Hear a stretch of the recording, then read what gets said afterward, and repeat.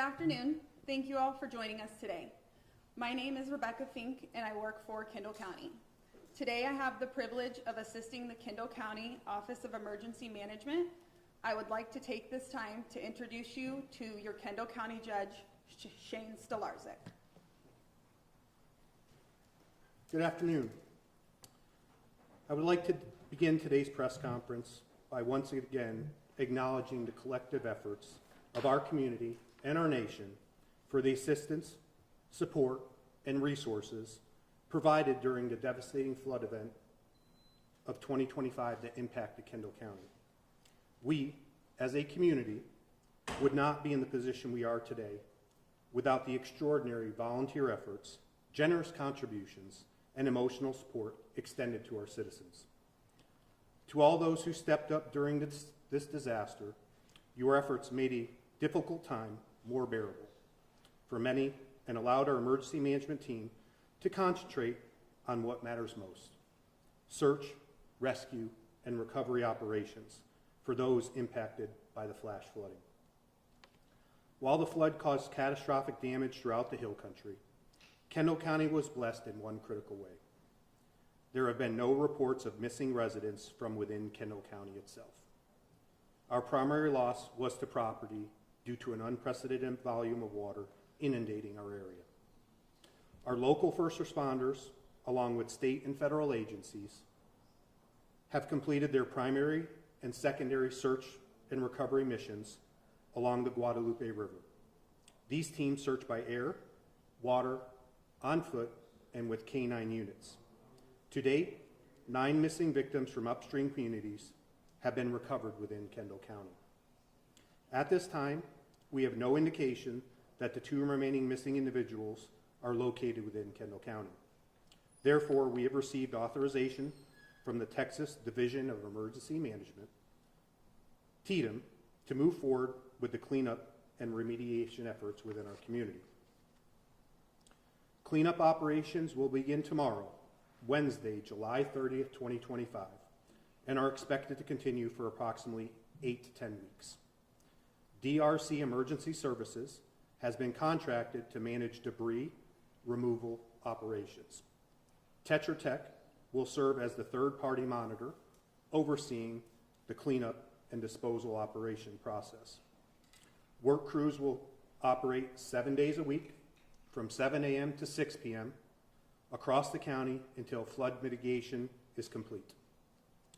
To ensure the public receives timely updates and accurate information, Tetra Tech has established a call center dedicated to cleanup efforts. The call center number is as follows: 830-217-2890. Again, that number is 830-217-2890. This line is going to be activated and become effective at 8 a.m. tomorrow morning. This call center will connect residents with operators that can provide answers to questions about the debris removal process and future timelines. According to TDEM, DRC contractors will begin debris removal from west to east through the county.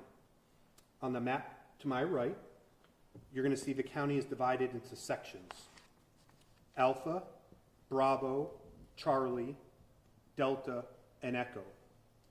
Crews are going to begin tomorrow in Alpha section, progressing through each section sequentially from Alpha to Echo.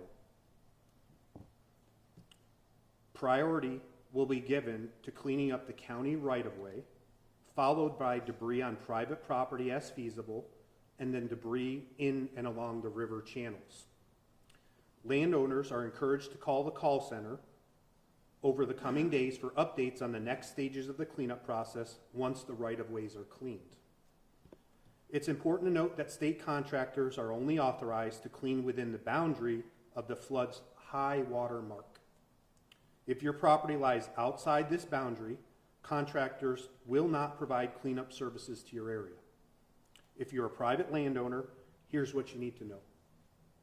If you can safely move flood debris from your property into the county right-of-way, DRC will haul it off free of charge.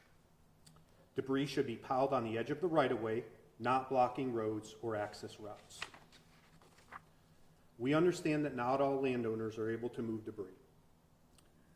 For those in that situation, help's on the way, though it'll come at a later date. TDM and DRC are currently developing right of entry, otherwise known as ROEs, which is a process that will allow landowners to grant permission to the contractors to access their private property and remove the debris, also at no cost to the property owner. This process is still being finalized. However, we expect updates to be available within the next 7 to 10 days. We strongly encourage landowners to call the call center for the latest information, including when the ROE forms and procedures are officially available. Lastly, a reminder, our county-wide burn ban remains in effect. We are working closely with TDM to reassess this on a daily basis. We are also exploring options for controlled burning outside the flood zone, but nothing yet has been finalized. In closing, I would like to thank each and every one of you again for your patience, resilience, and continued support for one another. The road to recovery will be a long process, but together the Hill Country will rebuild stronger than before. We ask that you continue to support and pray for those affected by this disaster. And lastly, I would like to thank the City of Boerne for standing beside the county during this disaster event. I would now like to hand things over to Emergency Management Coordinator Brady Constantine for a brief overview of the debris sorting process.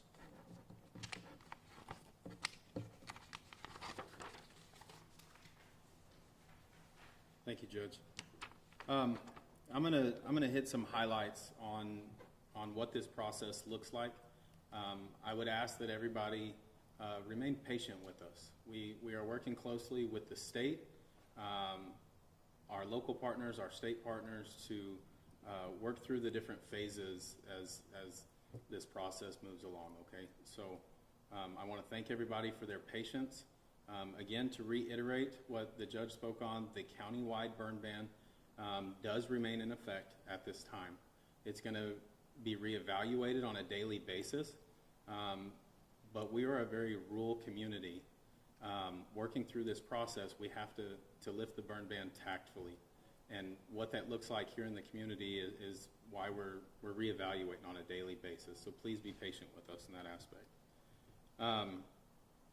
Just as the judge stated, the debris should be stacked and separated into the following categories: electronics, televisions, computers, stereos, stuff of that nature; large appliances, refrigerators, washers, dryers, air conditioners; hazardous waste, oil, battery, pesticides, paint, cleaning supplies; and then vegetative debris such as tree limbs, branches, logs, and plants. Also separate from construction debris, building materials, drywall, lumber, carpet, and furniture. It's imperative that we separate these piles as much as we can.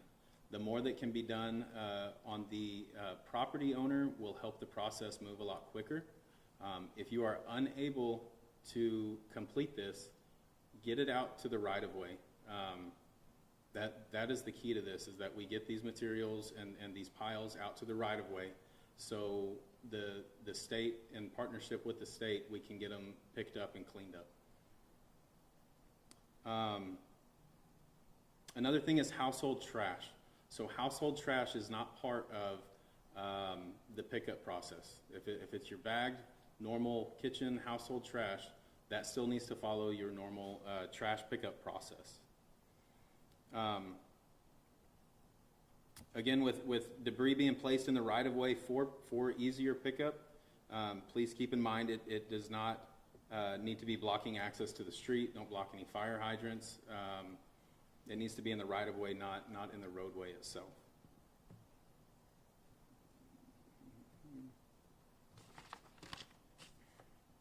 As far as vehicles and RVs and stuff of that nature, if they're on your property, I would highly encourage you to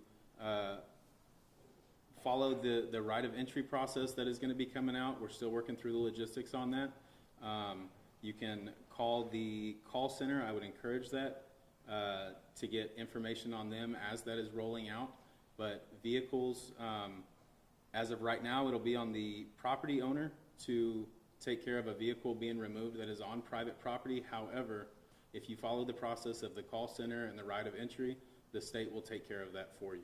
So I would highly encourage to follow what we're outlining, so the state can step in and do what they have asked to partner with us on. Scams. Unfortunately, there are several scams that come with any tragedy, an event like this. And we have seen several that have started here in our community. I would encourage you to double check any charity that you're donating to, or if you believe that you're being scammed or something just doesn't feel right, contact your local law enforcement and see if you can verify that before you take action to try to get ahead of some of the scams. Again, one more time, for anyone seeking information, you can call the Debris Call Center. That number will be live starting at 8 a.m. tomorrow morning. Again, that number is 830-217-2890. You can also visit the Kendall County website. That's kendallcountytx.gov. You can also continue to follow the Kendall County Office of Emergency Management and Fire Marshal's Facebook page. Judge, that's all I've got. At this time, we're able to take a few questions. Let's start with Jeff, Bernie Starr. As far as the 9 individuals found, has there been a push pin area found in northern Kendall County, southern Kendall County? Do we know? And is there an age factor? Are those something that was taken care of along the way, or is that something that was left to Kerr County? Well, at this point, we've not completed our after-action report yet, so we have not gotten into certain details. So at this time, we're not going to get into the fine details of the body locations and whatnot. Right now, we're really focusing on the mitigation and cleanup effort. So if we can kind of focus our questions on that, we're happy to answer as many as we can on that topic. But at a future date, once we've done our after-action review, we're happy to get into those details with you. Yes, ma'am.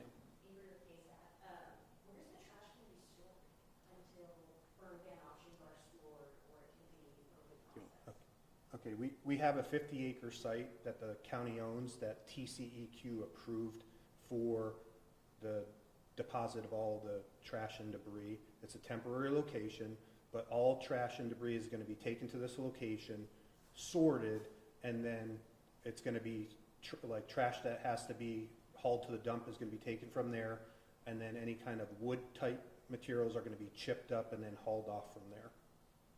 And if I could clarify something on that real quick. So that site was selected in conjunction with TDM and with TCEQ and going through the permit process to make that happen. We are leaning on the state and their partnership for the debris removal and to get through this entire phase because they have reached out to work with us on that. So that being said, that site is not a dump site where a private citizen can go with a truckload of material to deliver. It won't be accepted. The only trucks that will be going in and out of that site will be the debris removal and that specific contracted company. We can't encourage it enough. Push it into the right of way. And as part of our agreement with the state, this is going to be a secure facility where it's going to be fenced, and there's going to be measures set up to make sure there's no illegal dumping or other things of that nature going on in that location. Ken's? Nothing? Okay. TPR?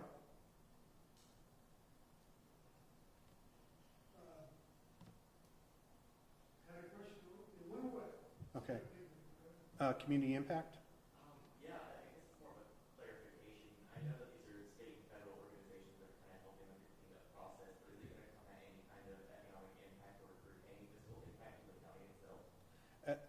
Right now, with this part of the cleanup, there should be none because the state has agreed, based on our partnership right now, they're going to bear that burden for us.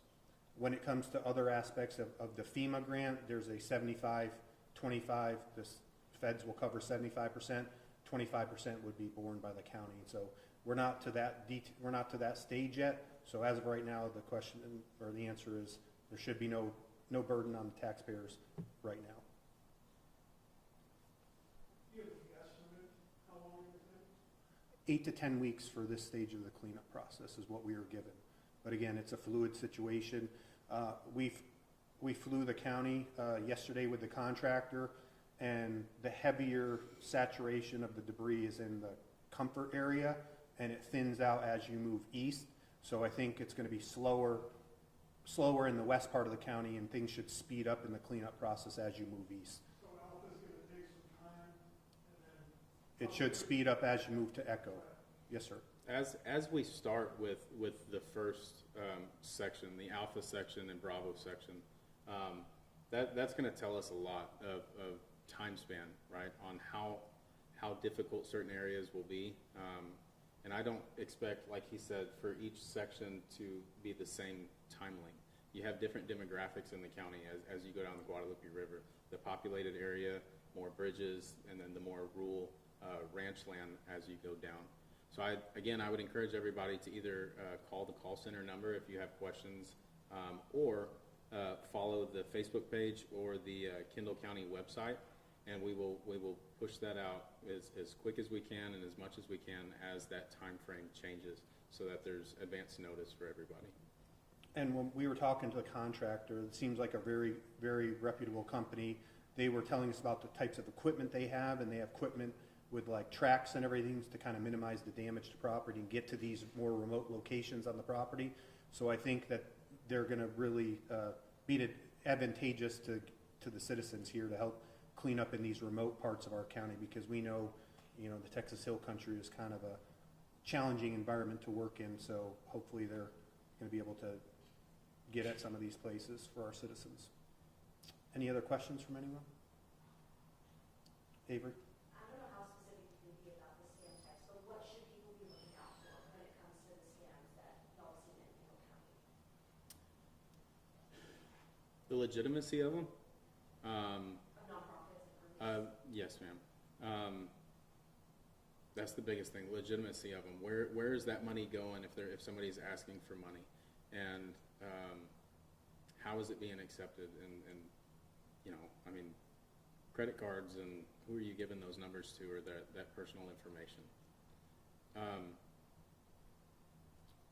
I guess TDM may have more information on their website, because they actually reached out to us and said, hey, please push this message out, because they're experiencing it much more in Kerr, I think, than here. But we've got word that there is some out here in our area as well. So we're just trying to remind people to be thinking and be vigilant whenever you're making a donation, because there's a lot of people out there trying to do good, and there's always a bad apple out there, and it's unfortunate that we got to watch out for that. I have one more question. Yeah, I can take it. Where is the most damage in Kendall County? Is it in the Alpha Bravo areas? Is it more extreme? Where's the most damage? In my opinion, I believe it's the Alpha Bravo area. That's where the homes that were damaged, as well as most of the debris was. Those bridge areas where it kind of impacted and kind of jammed up, that's where when you fly it, it's just there's debris piles, couple stories, story high, no problem out there. So the Guadalupe River is wider as you go west of Kendall County, and it starts to narrow down geographically. And then it meets the Cypress Creek right there just inside our county, right on the edge of town in Comfort, where those come together. Then it starts to narrow a lot more than what you see further out west in Center Point and Kerrville and such. So that's where a lot of debris was caught by the bridges and low water crossings. And then there was some that made it through as the water came up so high that is just kind of scattered throughout the county, the trash and stuff. And you bring a good point up about that. As we move through this process, I can't encourage everybody enough to respiratory protection and gloves on your hands, sanitize. There's been a lot of stuff in the water. Watch out for snakes. Protect yourself as you're working through this process. Okay, I think we have another question from NPR or TPR. Not at this time. We were told they're going to scale up the operations depending on the ROEs that they get. The faster they get ROEs, the faster they're going to ramp up their operations here. And so at any given time, you could have 10 to couple hundred people working here, so it all just depends on how quickly they roll out that process. So I encourage our citizens, if you want your property cleaned, start calling that 1-800 number, get on a list and let them know that you want to give access to your property, because the sooner they can map it out and start plotting, the sooner we can get our county cleaned up. Okay, so with that, we appreciate all you coming out, and we'll up, again, the 1-800 numbers, or the 830 number, call center line is going to be your main avenue for updates, as well as our emergency management website and Facebook page. So with that, we thank you for your time.